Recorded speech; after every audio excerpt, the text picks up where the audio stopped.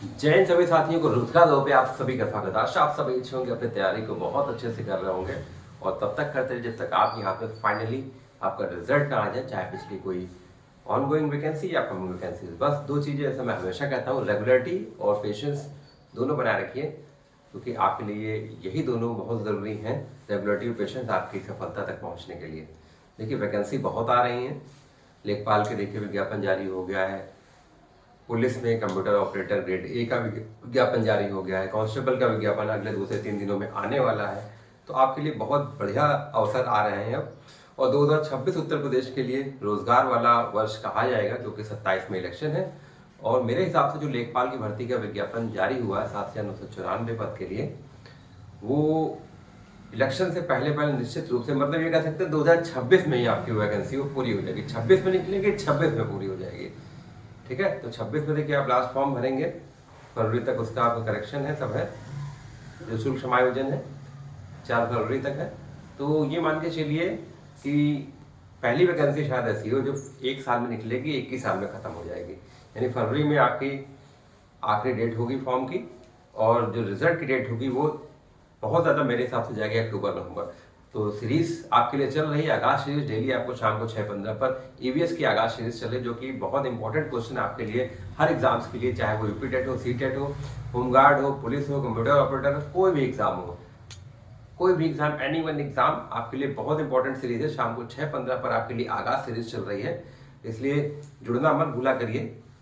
ध्यान करके एकदम नोटिफिकेशन ऑन कर लीजिए, जिससे आपको आधे घंटे पहले, नहीं 5:45 पर आपको नोटिफिकेशन प्राप्त हो जाए कि आगाज सीरीज का वीडियो आने वाला है। देखिए एक काम जरूर लिखा करें कि लिख लिया जरूर करिए, क्योंकि लिखा हुआ, खुद का लिखा हुआ बहुत जल्दी आता है। ठीक है, देखने की अपेक्षा अगर देखा जाए कि देख के अगर आप लिख रहे हो, तो एक तो देख के सुन लिख ध्यान दे रहे हो, फिर लिखने में ध्यान दे रहे हो, तो दोनों चीजें आपका लिखते ही लिखते याद हो जाएगा। देखिए तुरंत लिख लीजिए। ठीक है, तो बहुत इंपॉर्टेंट सीरीज है आपके लिए, क्वेश्चन बहुत इंपॉर्टेंट है। तो आइए शुरू करते हैं हम लोग आगाज सीरीज का। ईवीएस का आज का वीडियो प्रदूषण से संबंधित बहुत ही महत्वपूर्ण क्वेश्चन है, और प्रदूषण से संबंधित क्वेश्चन बहुत आते भी हैं। अगर हम बात करें पर्यावरण के अंतर्गत प्रदूषण, आपका प्रदूषण देखिए, वायु प्रदूषण कारण क्या है, वायु प्रदूषण के कौन कौन से कारण होते हैं? ज्वालामुखी, जंगल में आग, कारखानों से निकला धुआं, वाहनों से निकला धुआं। देखिए कारखानों से कौन सा धुआं निकलता है, जिसमें कौन सी गैस होती है? कारखानों में जो गैस निकलती है कार्बन डाइऑक्साइड निकलती है, और जो वाहनों में गैस निकलती है, बहुत इंपॉर्टेंट क्वेश्चन आती थी। ये तो एक में देखिए मेन कारण हो गया आपके, कि ज्वालामुखी का फटना, जंगल में आग, जो दावानल जिसको बोलते हैं, हिंदी के लिए बहुत इंपॉर्टेंट है कि जंगल की आग को क्या कहते हैं? दावानल कहते हैं। कारखानों से निकला धुआं कौन सा होता है? जिसमें कार्बन डाइऑक्साइड गैस होती है। फिर वाहनों से निकला धुआं, ये भी कारण हो गया। ये बहुत इंपॉर्टेंट है कि वाहनों से निकला जो धुआं होता है उसमें कौन सी गैस पाई जाती है, जो कार्बन, जो कह सकते हैं पर्यावरण को यानी वायु को हानिकारक करती है, वो होती है कार्बन मोनोऑक्साइड। और कारखानों से जो निकला धुआं होता है वो कार्बन डाइऑक्साइड होता है। और पर्यावरण देखिए प्रदूषण होता क्या है, जो हमारी चीजें जो एक बैलेंस उसमें है, उसमें कोई भी परिवर्तन होता है तो वो प्रदूषण है। जैसे अगर हम बात करें नाइट्रोजन 71% वायुमंडल में, इसमें कुछ भी इफबट होता है, इफबट का मतलब कुछ भी अशुद्धियां आती हैं, तो वो प्रदूषण है। जल लगभग 20.8% या 21% कह सकते हैं, तो उसमें अगर कुछ गंदगी आती है, मतलब बीओडी, बायोलॉजिकल ऑक्सीजन डिमांड जो होती है, या अगर कह सकते हैं कि जल में आर्सेनिक की मात्रा बढ़ रही, तो वो प्रदूषण है। ठीक, जो एकदम स्थिति जो बैलेंस वाली है, बैलेंस में कुछ भी अगर एक्स्ट्रा मिले तो वो क्या है? प्रदूषण है। ठीक है, तो ये आपके वायु प्रदूषण के कारण है। और जो कारखानों से धुआं निकलता है उसमें CO2 होती है, वाहनों से जो निकला धुआं होता है उसमें कार्बन मोनोऑक्साइड होती है। बहुत इंपॉर्टेंट है, सभी सैनिकों से निवेदन है आप एकदम अंत तक वीडियो में बने रहा करिए, क्योंकि वीडियो का हर एक पार्ट बहुत महत्वपूर्ण है। तो आइए देखते हैं। फिर देखिए और क्या कारण होता है? गैस रिसाव एक कारण होता है वायु प्रदूषण का। गैस रिसाव कैसे हो सकता है? आपने भोपाल गैस त्रासदी सुनी होगी, जो कि 3 कह सकते हैं 3/1984 को हुई थी, 3 दिसंबर 1984 को हुई थी। मैं अक्टूबर लिख गया, 3 दिसंबर 1984 को हुई थी भोपाल में। तो वो जो गैस रिसाव हुआ था वो भी एक वायु प्रदूषण का कारण है। और उसमें जो गैस थी, वो गैस कौन सी रिसी थी? मिक बोलते हैं, MIC, मतलब मिथाइल आइसोसाइनाइड। मिथाइल आइसोसाइनाइड जो भोपाल गैस त्रासदी हुई थी, इसमें कौन सी गैस बहुत इंपॉर्टेंट है? एक तो डेट इंपॉर्टेंट हो जाती है, 3 दिसंबर 1984 भोपाल गैस त्रासदी। गैस कौन सी थी? तो मिथाइल यानी मिक यानी मिथाइल आइसोसाइनाइड। ये बहुत इंपॉर्टेंट गैस है, बहुत बार पूछी जाती है और आगे भी आती रहेगी, क्योंकि ये बहुत बड़ा एक गैस कांड हुआ था बहुत बड़ा, इसमें अभी तक कह सकते हैं कहीं ना कहीं उसके असर दिख रहे हैं। तो अब फिर आते हैं हम लोग ग्लोबल वार्मिंग को बढ़ाने में किसका योगदान है। जो ग्लोबल वार्मिंग को जो बढ़ा रही है उसमें किस गैस का सर्वाधिक योगदान है, तो कार्बन डाइऑक्साइड गैस का सर्वाधिक योगदान है। क्यों? क्योंकि पेड़ कट रहे हैं। जब पेड़ कट रहे हैं तो कार्बन डाइऑक्साइड कौन एब्जॉर्ब करेगा? जब कौन एब्जॉर्ब करेगा तो ग्लोबल वार्मिंग बढ़ेगी। जब एब्जॉर्ब करने वाले काटे जा रहे हैं तो कौन एब्जॉर्ब करेगा? भगवान जाने।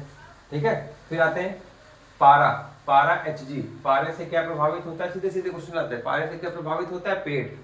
सीसा, शीशे से क्या प्रभावित होता है? ब्रेन। सीधे सीधे क्वेश्चन है।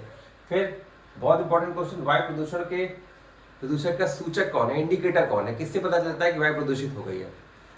लाइकेन। सीधे सीधे आंसर होता है लाइकेन। अब लाइकेन क्या है? लाइकेन एक वनस्पति है। लाइकेन क्या है? एक वनस्पति है लाइकेन। ठीक है, वायु प्रदूषण को कैसे पता चलता है कि वायु प्रदूषण हो रहा है? क्योंकि लाइकेन एक वनस्पति है जो कि कवक और शैवाल से मिलकर बनती है। ठीक है, लाइकेन क्या है? वनस्पति कवक और शैवाल से मिलकर बनती है। ये भी पूछा जाता है कि लाइकेन किन चीजों से मिलता है? कवक और शैवाल से मिलकर बनता है। ठीक, और ये वनस्पति है। जब ये सड़ने लगे तो मान लीजिए कि ये इंडिकेट कर रहे हैं कि वायु प्रदूषण हो रहा है। फिर आते हैं हम लोग जल प्रदूषण में। बहुत छोटे छोटे क्वेश्चन है। पानी में आर्सेनिक की मात्रा बढ़ने से क्या हो जाएगा? जल प्रदूषण हो जाएगा। ऑक्सीजन की मात्रा कम होने पर जल प्रदूषण मतलब ऑक्सीजन मतलब बीओडी मतलब biological oxygen demand. Biological oxygen demand, जब जो घुली ऑक्सीजन होती है, डिजॉल्व ऑक्सीजन होती है, तो उसमें कुछ फर्क आएगा तो आपको जल प्रदूषण होगा। जल प्रदूषण में कौन से रोग होते हैं? हैजा, टाइफाइड, पीलिया। ये सारे लोग पूछे जाते हैं कि पीलिया किस प्रदूषण से होता है? जल, वायु, किससे होता है या ध्वनि? तो आपका जल प्रदूषण है। फिर आते हैं ध्वनि प्रदूषण पर। ध्वनि प्रदूषण मतलब ये शोर का एटमॉस्फेयर, शोर का वातावरण कह सकते हैं। ध्वनि को मापने की इकाई क्या है? डेसिबल है। ध्वनि को मापने की इकाई डेसिबल। और जो सामान्य बातचीत की जो भाषा होती है उसमें कितने डेसिबल तक नॉर्मल जो बातचीत होती है वो होती है लगभग 40 से 65 डेसिबल तक। ये भी बहुत इंपॉर्टेंट क्वेश्चन है कि सामान्य बातचीत में जो कितने डेसिबल तक सामान्यतः सुना जा सकता है, जो नॉर्मल रूप से, मतलब एकदम चिल्ला के नहीं, एकदम कि डीजे बज रहा बहुत तेज, ऐसे नहीं। तो नॉर्मल बातचीत 40 से 65 डेसिबल तक। जैसे अगर मैं बोल रहा हूँ आपसे तो लगभग ये 40 से 65 के ही बीच में है, जो आपको अच्छे से सुनाई पड़ रही और कहीं ना कहीं कर्कश नहीं लग रही है बातों कानों को। फिर आते हैं हम लोग ग्रीन मफलर। ग्रीन मफलर क्या है? ध्वनि प्रदूषण से जुड़ा हुआ है। ये पूछा जाता है ग्रीन मफलर किससे संबंधित है? ध्वनि, वायु, जल। ठीक है, किससे प्रदूषित है? संबंधित है, तो ये संबंधित है ध्वनि प्रदूषण से। फिर आते हैं नीम व अशोक की पेड़। ध्वनि ग्रीन मफलर में क्या होता है? नीम व अशोक के पेड़ लगाए जाते हैं। जब आप अगर कहीं रास्ते पर चल रहे हैं, जो किनारे किनारे जो पेड़ होते हैं, वो जो यहाँ का जो गाड़ियों का जो शोर होता है वो एटमॉस्फेयर मतलब अवशोषित कर लेता है, अब्जॉर्ब कर लेते हैं ये पेड़ नीम और अशोक के। तो जो उससे ध्वनि निकलती है वो सारे पेड़ एब्जॉर्ब करते हैं, तो जो ध्वनि प्रदूषण ज्यादा फैलता है वो पेड़ों की वजह से कम हो जाता है। इसलिए इसको कहते हैं ग्रीन मफलर। के किसके संबंधित है? तो ध्वनि प्रदूषण से संबंधित है। फिर हम लोग कहते हैं जुगाली करने वाले जानवर में कौन सी गैस, जब जुगाली करते हैं तो कौन सी गैस निकलती है? तो वो होती है मेथेन, CH4। बहुत इंपॉर्टेंट है CH4, मीथेन गैस बहुत इंपॉर्टेंट है। जुगाली सबसे पहले क्वेश्चन बना, जुगाली करने वाले जो जानवर होते हैं उनसे गैस कौन सी गैस निकलती है जुगाली करते समय? तो मीथेन। मार्श गैस किसको कहते हैं? मीथेन। जो कीचड़ में यानी दलदली स्थलों पर जो गैस पाई जाती है मीथेन या मार्श गैस, इसी को बोला मैंने।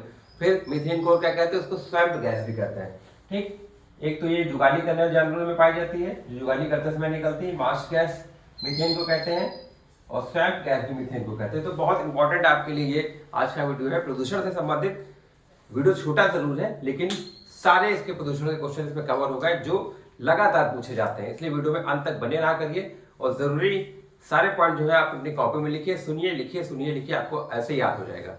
बस एक बार रिवीजन कर लेंगे, आपको फाइनली क्लिक हो जाएगा पेपर में आपके। तो ऐसी अपडेट्स के लिए, ऐसे क्वेश्चंस के लिए, ऐसी आगाज सीरीज के लिए रोजगार दुबे के साथ जुड़े रहिए। चैनल को लाइक, सब्सक्राइब, शेयर करिए। जय हिंद, जय भारत।